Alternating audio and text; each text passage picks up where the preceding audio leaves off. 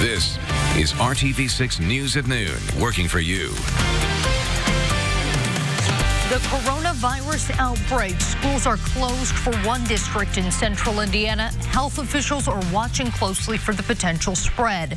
And on Wall Street, the markets plummet at the opening of the trading day, part of a global financial fallout from the virus. Later today, we expect to hear more from Avon Community Schools about the positive coronavirus test for an elementary school student. That school is closed until at least next month, while all Avon students are home for e-learning days, at least for today. The Indiana State Health Department told Avon School District staff of the positive test late last night. The student attends Hickory Elementary School. That school will be closed for the last 2 weeks of scheduled classes before Avon's spring break. That means schools won't reopen until April 6th. Avon Community Schools tell us they will have more to say later today. There are now 4 apparent cases of the COVID-19 disease in Indiana. A person in Hendricks County also tested positive for coronavirus, as did a man in Marion County last week. The state health department says both of the adults traveled to Boston late last month to attend a conference hosted by the biotech company Biogen. There have been more than a dozen confirmed cases of coronavirus from that conference, and just a short time ago in Northeast Indiana, our ABC affiliate in Fort Wayne reports that a presumptive positive test was received in Noble County late Sunday. That patient is now in isolation at Parkview Noble Hospital.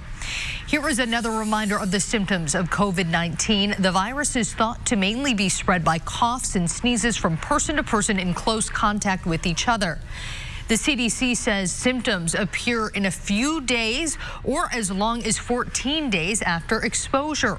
Those symptoms can include a fever, a cough, or shortness of breath. And again, most cases are mild unless a patient has another underlying health condition.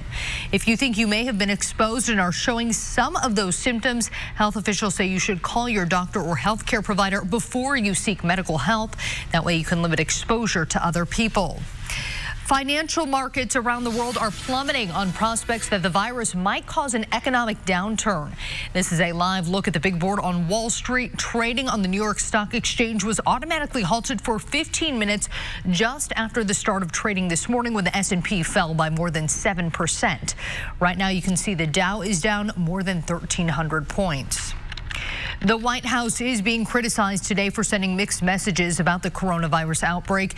The CDC and other health agencies are giving out information to prepare the public, but President Trump and some of his supporters continue to claim the media are exaggerating the severity of the outbreak. ABC's Inez de la Catera has more. This morning, new cases of novel coronavirus reported in the nation's capital, one involving the pastor of a church. DC Health recommended temporarily pausing services at Christ Church, Georgetown. But President Trump says he's not worried. Are you concerned that the virus is getting closer to the White House? No, I'm not concerned at all. No, I'm not. No, we've done a great job. The president and vice president speaking at a conservative conference just outside of Washington last week. A man who attended now testing positive for the illness. While the man has still not been publicly identified, Texas Senator Ted Cruz and Congressman Paul Gosar both came into contact with him. The two are now under voluntary self-quarantine at their homes. Senior White House sources tell ABC News the president and his closest advisors have, as of now, not been tested for COVID-19. Trump adding his campaign rallies will go on. They will have tremendous rallies. But the campaign has yet to announce a Trump rally since holding one last Monday in North Carolina. This week will be the first time all primary season the president hasn't held a counter rally ahead of Tuesday's Democratic contests. The nation's top infectious disease expert urging caution. If we continue to see the community spread go up, I think you need to seriously look at anything that's a large gathering. On the campaign trail, Joe Biden and Bernie Sanders, who are both in their 70s, say they have no plans to limit campaign events, but that they'll take whatever advice public health officials give them. Inez de la Catera, ABC News, Washington. We know there's been an overload of information when it comes to coronavirus. This Friday, RTV6 will present Coronavirus The Facts. It is a 30-minute special from the Scripps National Desk with only the facts on the virus, its impact on your community, and how you can protect yourself. Our special airs this Friday night at 7, only here on RTV6. Taking a turn now, we do want to get a check outdoors and look at the weather. This is a live look from the IMS Pagoda.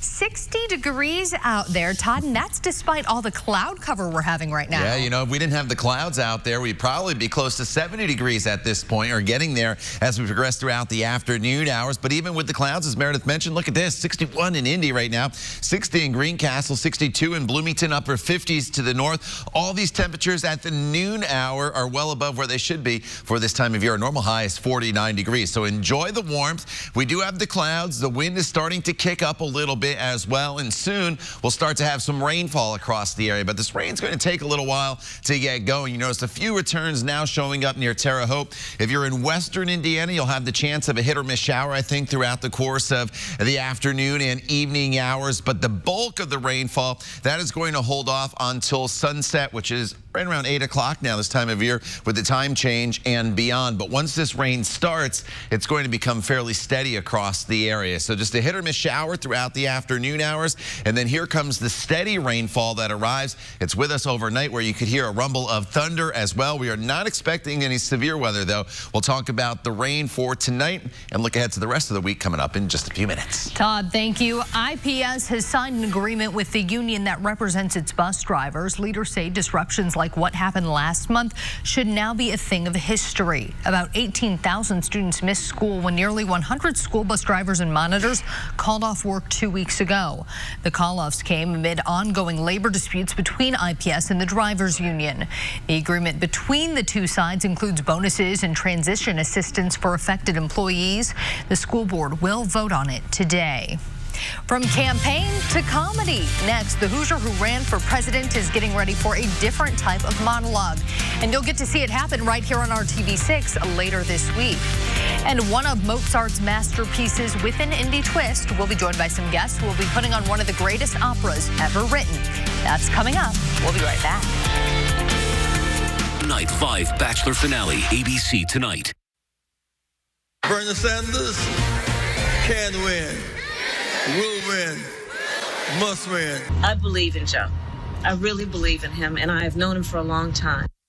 The major endorsements are coming out ahead of a key day in the race for the White House. 6 states hold primaries or caucuses tomorrow, and former Vice President Joe Biden has a shot to take a commanding lead in the race for the Democratic nomination. Senator Bernie Sanders is trying to stop Biden's recent momentum. He's pledging much of the future of his campaign on the state of Michigan. It's offering the most delegates of any state tomorrow, and Sanders beat Hillary Clinton in the Democratic primary there 4 years ago. However, Biden appears to be the leader in the polls going into the race. Votes will also be cast in Idaho, Mississippi, Missouri, North Dakota, and Washington state on Tuesday. Now, he has already endorsed Joe Biden, but the next move for the former mayor of South Bend will lean more toward comedy than campaigning. Pete Buttigieg says he will host Jimmy Kimmel Live here on RTV6 this Thursday night. Buttigieg made the announcement on the Today Show this morning around the same time Kimmel announced it on Twitter. Lining up a great slate of guests. Sir Patrick Stewart's coming on. We're very excited about that. Amy Klobuchar, she going to be a guest, perhaps? You know, I'm hoping to catch up with her soon. But you're going to do monologue and everything. Yeah. Well, hopefully some funnier minds than mine will be doing some writing for that. But. Kimmel is away from his show this week, taping episodes of the 20th anniversary revival of Who Wants to Be a Millionaire. It's supposed to be a new way to pay for things, but now it's the source of one of the most reported scams in the country. Coming up, how you can avoid trouble with cryptocurrency. And we are taking a live look at downtown view to the west. There's a lot of cloud cover out there, but that is not stopping the temps from warming up. Meteorologist Todd Clausen will have what we can expect for the rest of our Monday coming up here on the News at Noon on RTV6. Find peace of mind at Westminster Village North. I'm Ted Rollins. Today on Court TV, the Robert Durst murder trial continues in Los Angeles. Durst is charged with killing his friend Susan Berman 20 years ago. Prosecutors say the motive was to keep Berman quiet about Durst's role in killing his wife. Robert Durst, an eccentric real estate heir, claims he is innocent. Opening statements continue this morning. Our cameras are also in Florida for the dating app murder trial. The death penalty case is now in its 6th day of jury selection. The victim, 27-year-old Adam Hillary, was set up, according to prosecutors, using the dating app Plenty of Fish. 30-year-old Andre Warner is facing the possibility of the death penalty if he's found guilty. Prosecutors say Warner was the trigger man in the home invasion that turned deadly. We'll also have the latest on the cult mom case in Idaho. Lori Vallow made a court appearance Friday and successfully had her bail reduced from $5 million down to $1 million. Vallow's 2 children, 17-year-old Tylee and 7-year-old JJ, have been missing since September. We'll have those stories and much more throughout the day on Court TV. Now back to you. You can learn about other cases around the nation right now at courttv.com. Time now for an RTV6 Consumer Alert. Joining me in studio today is Tim Maniscalco with the Better Business Bureau. Tim, today we got to talk about a big report you guys at BBB put together and some interesting finds about cryptocurrency. Right.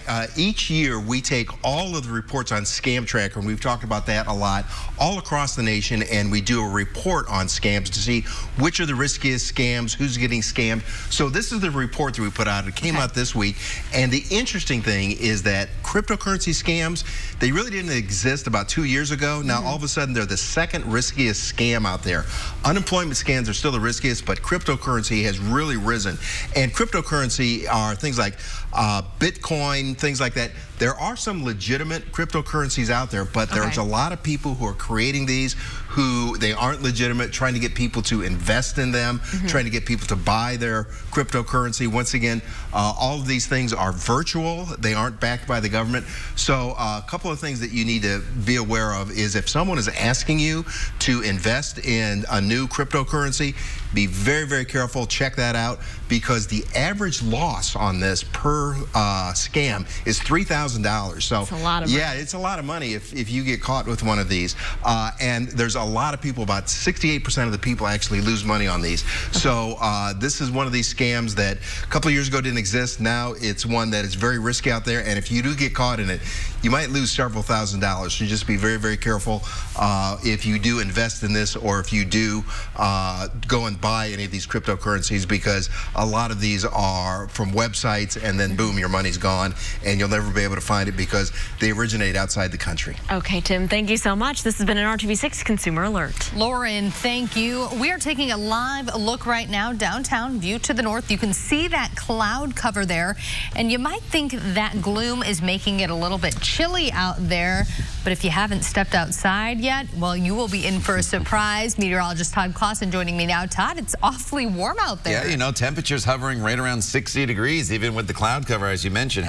We have some sunshine out there, which we're not going to see, probably pushing close to 70 degrees later on this afternoon. But unfortunately, you only have a few more hours to enjoy the warmth along with the dry conditions. As you see here, our rain chances are going to start to ramp up as we work our way throughout the remainder of the afternoon and into the evening and overnight hours. That's when the rain chances really start to climb later on today. Storm Team 6 radar now is pretty quiet across the area. Just a few very light showers now sneaking into the Terre Haute as well as the Sullivan area. And it's these western locations that'll have the best opportunity, at least here throughout the remainder of the afternoon and into the evening hours, for just a spotty shower or two. The further east you are, the drier it will be. But look at all this rain that is off to our west. There's a little snow as well. You do not have to worry about the snow, but this steady rainfall will make its way into our area once we get into the late evening hours. So you're fine really this afternoon with just a spot shower or two. 5:30, starting to commute home, still fine across the area. It's once we get to sunset and beyond, so we're talking about 8 o'clock onward, that this rain will overspread the area. Once it does, it's with us throughout the overnight hours. And look at this, there could even be a few rumbles of thunder throughout the overnight hours. So don't be shocked if you wake up and you say, Did I just hear thunder? It's certainly a possibility come tomorrow morning. None of this will be severe, though, with some of these thunderstorms coming through. That's the good news, but there could be some locally heavy downpours, some of these showers. They'll hang on into your morning commute, but then Tuesday's weather will improve as the day goes on. It'll take a little while to get rid of the cloud cover, but I do think we get there, and eventually we'll work some sunshine into the forecast. Now, for today, as the rain moves in, the wind is going to start to pick up as well. In fact, we could have some wind gusts anywhere from about 30 to 35 miles per hour later on this evening. So the wind will become more of a nuisance if you're going to be out and about. The umbrella probably not going to help you out all that much. You'll be better off with a hooded rain jacket simply because those umbrellas will get turned inside out with wind gusts that strong. Here are those temperatures Meredith was mentioning. 62 in Bloomington right now, 61 in Indy. Pair of 59s as you work your way from Tipton up into the Peru area. We're looking at highs today to go up another couple degrees from where they are right now, putting us firmly above normal. And then this evening, all the precipitation will be rain as temperatures will be in the mid-50s, but it does turn in again to a pretty wet evening. Tomorrow, we start off with a chance of a few showers and temperatures in the 50s. So tomorrow's high is actually going to occur in the morning hours, and then temperatures will fall back down into the 40s, which is seasonable for this time of year, with skies starting to clear out as we work our way into the afternoon and evening hours. Here's a look at your 7-day planning forecast, and it looks worse than it'll be. There will be a daily chance of rain each day from now all the way until Friday, but we're just talking about some scattered showers here and there. Temperatures will be well above normal, and then once we get into the weekend, a little bit cooler with highs right around 50 degrees and some scattered showers. Todd, thank you. It is regarded as one of the greatest operas of all time and a supreme achievement of Wolfgang Amadeus Mozart. Now, almost 2.5 centuries after its premiere, you will soon be able to see and hear Don Giovanni here in Indianapolis. The Indianapolis Opera's production of the classic is happening soon.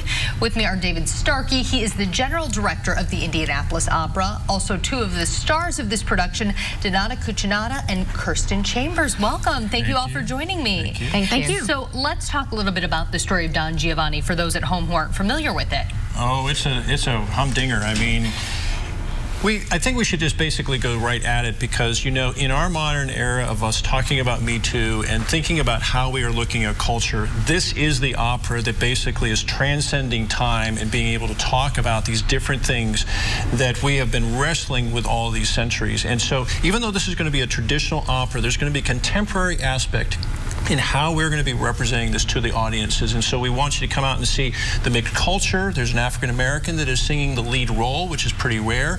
We have Russian Americans, we have Italian Americans, we have all kinds of different cultural aspects to it. We've mixed it up. We've really brought some of the finest singers literally in the country. And we're going to be tackling a repertory and a show that basically says, you know, you will have consequences to the choices that you are. And there's love, there's forgiveness, but there's also then revenge. And you have to be able to understand how you're going to deal with this. And these are the two ladies that basically really deal with that aspect of how do we deal with that forgiveness and that revenge aspect. And plus, it's Mozart. I mean, it just is really amazing music. Wonderful. But doesn't that summary kind of sound like a country music song put to an opera? Yes, I mean, a little bit of revenge. Yes. I spend the whole time singing about how my man done me wrong, and if there isn't anything more relatable than that, I don't know what is. But you ladies won't be breaking out banjos or anything like that. Not this during time, no. the show. We do want to get our viewers a little bit of a preview, though, of what they can expect. So I'm going to hand the floor over to you all, and you're going to give us a little preview and take us to commercial break. Thank you so much for joining us. Thank you. And this is us saying a thank you in Italian of a phrase from our opera. Ready?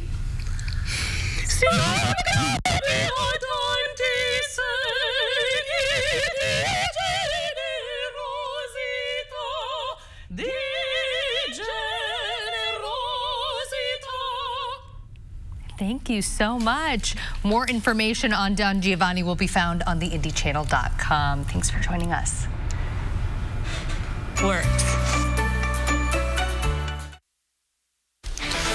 Oh, it's dry and mild now. Take advantage of the mild temperatures and the dry conditions for at least a few more hours before that rain starts to make its way into the area. The steady rain doesn't start until closer to sunset. Once it does, though, it's with us throughout the overnight hours with a rumble of thunder or two. Some morning showers tomorrow, but most of the afternoon and evening will be dry with a high of 55, and then some isolated shower chances Wednesday and Thursday. Todd, thank you. And thank you for making RTV6 your choice for news. We hope to see you back here at 5. Have a great rest of your Monday.